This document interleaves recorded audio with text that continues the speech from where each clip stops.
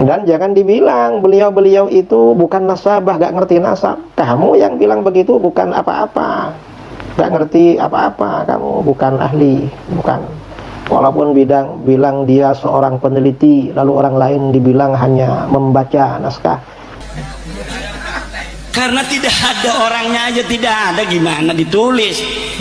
Ada yang mengatakan kiai dari Banten, coba sebutkan abad ke-5 sampai abad ke-9 ulama siapa yang menolak Ubaidillah sebagai anak Ahmad bin Isa. Tidak ada, kata saya, yang menolak Ubaidillah sebagai anak Ahmad bin Isa. Kenapa tidak menolak? Karena memang tidak ada. Bagaimana orangnya tidak ada kok ditolak? Jangan begitu, dibilang taklid buta kepada para ulama yang muktabar, kepada para ulama yang soleh, para aulia. Itu bagus daripada peneliti tapi tidak terbukti dan kabur lari ketika diajak diskusi oleh para ahli. Sungguh itu bukan peneliti, itu hanya mencari sensasi, itu mencari sensasi. Nah, kalau Ubaidillah kenapa nggak ada yang nolak itu selama 5 abad? Karena memang di abad ke-5 sampai 9 orangnya tidak ada, tidak tercatat dan tidak ada, makanya tidak ada yang nolak. Yang nolak itu sekarang, karena tahu kitab-kitabnya sekarang ditemukan. Kitab abad ke-5 ada, ke-6 ada, ke-7 ada, ke-8 ada, ke-9 ada. Semua keturunan Ahmad bin Isa dicatat. Yang nggak dicatat cuma Ubaidillah. Menunjukkan apa? Karena Ubaidillah bukan anak Ahmad. Saya kira ini ya, artinya apa? Ini kita nggak perlu terpengaruh lah dengan segelintir orang yang nggak mengakui nasab para sadah, ba'alwi, para habaib, karena mereka bukan orang alim.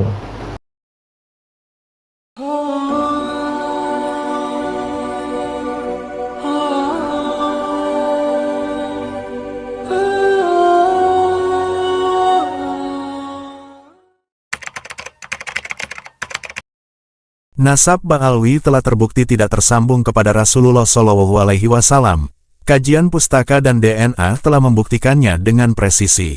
Secara pustaka, berita-berita dari kitab abad 9 tentang klaim mereka sebagai keturunan Nabi Muhammad SAW tertolak oleh kitab abad sebelumnya. Berita-berita sejarah dari kitab-kitab abad 9 dan selanjutnya, seperti kitab Al-Burqah Al-Musikah, Al-Jauhar Al-Syafaf, Tabakat Al-Khawas, yaitu kitab pegangan Ustadz Idrus Ramli, telah terbukti tertolak oleh kitab-kitab yang lebih tua, seperti kitab Tahzib Al-Ansab, Al-Majdi, Al-Muntakilat, Al-Talibiyah, Syajarah, Al-Mubarakah, dan lain-lain. Ubaidillah bukan anak Ahmad bin Isa adalah kesimpulannya. 550 tahun tetap demikian, Ubaidillah bukan anak Ahmad. Orangnya pun fiktif, dalam tatanan sumber-sumber sejarah yang valid.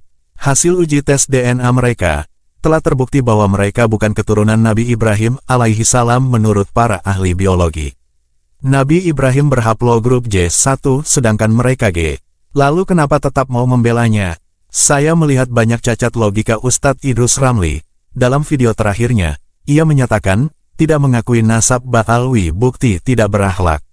Saya katakan, mengakui dan membela mereka yang menyusup dengan batil terhadap nasab mulia Nabi, itulah yang tidak berakhlak. Itu termasuk merendahkan hak Nabi SAW untuk dinisbatkan keturunan kepadanya, hanya dari keturunannya yang asli, bukan yang ngaku-ngaku.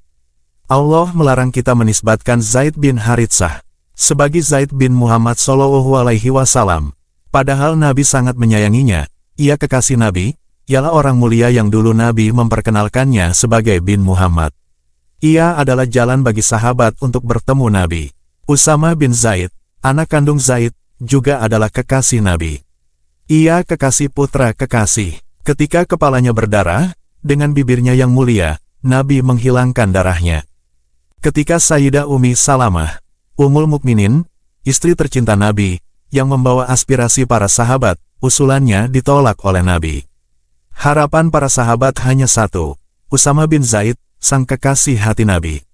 Ia buah hati Nabi. Ia penyejuk mata Nabi. Dengan semua itu, Allah melarang Nabi dan kita semua memanggil Zaid dengan bin Muhammad. Allah berfirman, perhatikanlah kalimat itu, panggillah mereka dengan berbin kepada ayahnya. Itu perintah Allah. Mafhum muhalafahnya berarti kita dilarang membinkan seseorang yang bukan kepada ayahnya. Ubaidillah itu bukan anak Ahmad, dilarang atau haram kita membinkan dia sebagai anak Ahmad. Begitu pula keturunan Ubaidillah, haram bagi kita mengakui keturunan Ubaidillah sebagai keturunan Ahmad bin Isa. DNA-nya saja berbeda. Lalu bagaimana dari abad 9 telah banyak ulama yang menulis Ubaidillah itu anak Ahmad, apakah mereka berdosa? Tentu saja tidak. Mereka hanya salah menerima informasi dari Ba'alwi, lalu berhusnuzon tentangnya. Apalagi dulu belum ada DNA. Perhatikan firman Allah di atas yang arti bebasnya. Dan tidak ada dosa untuk yang dulu kalian pernah salah tentangnya, tetapi yang berdosa itu adalah apa yang disengaja oleh hatimu, yaitu setelah mengetahuinya. Ustadz Idrus Ramli mengatakan, dalam Bahsul Masail NU, jika telah ada ulama yang mengatakan suatu pendapat dalam sebuah kitab, maka itu bisa menjadi hujah. Memang betul, tetapi itu hanya dalam bab fikih, bukan dalam berita sejarah. Pendapat ulama dalam fikih itu tidak terkait waktu. Kapan saja ulama berpendapat tentang istinbatnya dari Al-Quran dan Al-Hadis, maka itu bisa menjadi hujah bagi orang lain, untuk mengikutinya atau tidak mengikutinya. Imam Nawawi Al-Bantani di abad ke-7 Hijriyah, berpendapat, mencukur jenggot itu makruh. Pendapat ini bisa menjadi hujah, walaupun bertentangan dengan pendapat Imam Syafi'i di abad ke-3 Hijriyah.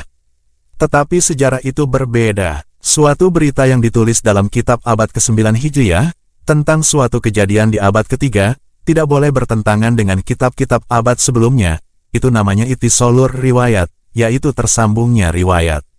Jika bertentangan dengan kitab yang ditulis di abad ke-6, ke-5, ke-4, maka yang ditulis di abad 9 itu tertolak, masuk dalam kategori berita palsu. Di abad ke-6, sudah jelas ditulis bahwa anak Ahmad bin Isa hanya 3, Muhammad, Ali dan Husain. Kenapa tiba-tiba di abad ke-9 ditulis anaknya tambah 1, yaitu Ubaidillah? Jelas berita itu adalah berita palsu. Ini standar Bahsul Masail NU asli, yang saya fahami. Kalau Bahsul Masail NU GL atau NU garis lurus, saya tidak tahu. Sowannya NU GL dan NU asli aja berbeda. Kalau NU asli kan sowannya ke Keramat Raya. Kalau NU GL kan ke Petamburan. Jadi, bisa jadi standar Bahsul Masailnya juga berbeda. Kemudian untuk Tuan Rumail Abbas, kini rupanya juga telah menyerah dalam mencari sumber-sumber sezaman, yang menyatakan bahwa Ubaidillah anak Ahmad bin Isa. Ia kini ikut mempertanyakan pentingnya sumber sezaman untuk Ubaidillah. Logikanya mulai tidak ilmiah. Ia kini turun derajat ke level taklid buta juga. Seharusnya, ketika usaha mencari sumber sezaman yang menyatakan Ubaidillah anak Ahmad itu tidak ditemukan, maka ia harus berkesimpulan bahwa benar Ubaidillah itu bukan anak Ahmad. Tetapi, kok jadi lucu, ketika sumber sezaman itu tidak ditemukan, malah kesimpulannya adalah sumber sezaman tidak diperlukan. Itu kan aneh. Sumber sezaman, atau yang mendekatinya, tentang Ahmad bin Isa, itu ada Tuan. Saya, hanya dengan duduk di kursi, telah menemukannya. Ia ada di Madinah di sekitar tahun 245 Hijriah, umurnya sekitar 20 tahun, ulama yang menulisnya lahir di tahun 385 Hijriah. Sumber sezaman tentang anak-anak Ahmad bin Isa, atau yang mendekatinya, juga ada. Kitab abad ke-6 menyebutkan anaknya cuma 3, dan di situ tidak ada yang nama Ubaidillah, faham. Tentang Ahmad bin Isa ada di Basrah, itu salah orang. Tuan, itu bukan Ahmad bin Isa yang dimaksud, itu Ahmad bin Isa lain, itu Ahmad bin Isa yang seorang Imam Zaidiyah. Sejarawan Ba'alawi, Muhammadiyah, Shihab, salah mengidentifikasi orang, yang dalam kitabnya Al-Imam Al-Muhajir. Dengan mendeklarasikan sumber sezaman, atau yang mendekatinya tidak diperlukan, saya mencabut gelar peneliti dan sejarawan untuk Tuan Rumail Abbas. Akan menjadi berbahaya, seorang yang mengatakan bahwa sumber-sumber sezaman atau yang mendekatinya tidak diperlukan. Disebut sebagai seorang sejarawan, Tuan Rumail Abbas cukup disebut pembela nasab Ba'alawi, sahih atau palsu. Lebih dari semua itu, saya kaget, hanya demi membela nasab palsu Ba'alawi, Tuan Rumail Abbas terkesan mempengaruhi umat Islam untuk ragu kepada sejarah Nabi dan hadis Nabi SAW. Ia menyatakan bahwa jika sumber sezaman itu mutlak diperlukan, maka sejarah Nabi itu juga tidak ada sumber sezaman, karena katanya baru ditulis setelah 207 tahun wafatnya baginda Nabi Shallallahu Alaihi Wasallam. Ini jelas dusta. Buku sejarah pertama yang ditulis tentang sejarah Nabi adalah Tarikh Ibnu Ishaq. Ia lahir tahun 80 Hijriah, berarti hanya 69 tahun setelah wafatnya Nabi. Ketika itu, masih banyak sahabat Nabi yang masih hidup. Ketika Ibnu Ishaq berumur 20 tahun, umur di mana ia mulai matang dalam berpikir, ada ratusan tabi'in, yaitu murid sahabat Nabi, dan beberapa orang sahabat Nabi yang masih hidup. Sahabat Nabi yang terakhir wafat adalah Abu Tufail, ia wafat tahun 102 Hijriah. Dengan semua itu, tentunya berita sejarah yang ditulis Ibnu Ishaq itu masih terhitung sezaman. Karena ia mendapatkan berita dari banyak orang yang langsung hidupnya semasa dengan Nabi Muhammad SAW. Hari ini, kita bisa membaca kitab Tarikh Ibnu Ishaq yang sudah diterbitkan.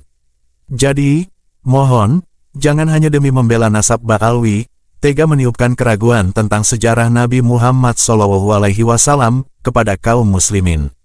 Yang kedua, demi membela nasab Ba'alwi, Tuan Rumail Abbas pula meniupkan keraguan terhadap hadis Nabi SAW. Katanya hadis Imam Bukhari baru ditulis setelah 245 tahun. Kalau sumber sezaman diwajibkan, maka hadis Imam Bukhari itu referensinya dari mana? Saya akan jawab, demi membela Nabi dan hadis Nabi SAW. Masa iya, orang yang membela Nabi akan kalah dengan orang yang membela pemalsu nasab Nabi? Begini, hadis-hadis Nabi itu ada yang sudah ditulis mulai zaman Nabi masih hidup, seperti hadis tentang Wasikah Madinah, yaitu perjanjian atau undang-undang Madinah, Wasikah Nasara Najran, yaitu perjanjian tentang Nasrani Najran. Hadis-hadis tentang hukum dan ukuran zakat yang bahkan dibubuhi stempel Nabi. Hadis-hadis tentang jinayat dan diyat, yang ditulis di masa Nabi dan diberikan kepada Amr bin Hazm. Hadis-hadis yang ditulis Ali bin Abi Thalib tentang zakat, diyat dan jinayat, yang isinya ada kesamaan dengan yang ditulis Amr bin Hazm. Hadis Nabi yang ditulis oleh Abu Sah, atas perintah Nabi. Hadis-hadis yang ditulis oleh Abu Bakar, tentang aturan-aturan hukum. Hadis-hadis yang berisi tentang surat-surat Nabi kepada para raja. Semua hadis-hadis pokok aturan itu ditulis di masa Nabi. Itu adalah bukti sezaman. Kitab-kitab hadis yang baru dikodifikasi waktu-waktu berikutnya, mengambil inti utama dari kitab-kitab hadis yang telah ditulis di masa Nabi itu. Bedanya adalah, kitab-kitab hadis masa selanjutnya, menyajikan pula hadis-hadis Nabi, yang Nabi sendiri tidak memerintahkannya untuk ditulis di masanya. Untuk lebih memahaminya, silahkan Tuan Rumail Abbas membaca kitab-kitab ulama hadis tentang sejarah kodifikasi hadis. Jadi, kesimpulannya adalah, nasab Ba'alwi terputus, tidak tersambung kepada Nabi. Siapa saja yang membelanya, adalah dia yang merendahkan hak Nabi, yaitu hak Nabi untuk ditulis sebagai keturunannya, hanya dia yang betul-betul keturunannya. Sedangkan Ba'alwi bukan. Demikian apa yang disampaikan Kiai Haji Imaduddin Usman Al-Bantani, sebagai tanggapan dan jawaban atas apa yang disanggah Ustadz Idrus Ramli, dan juga Tuan Rumail Abbas. Semoga tercerahkan.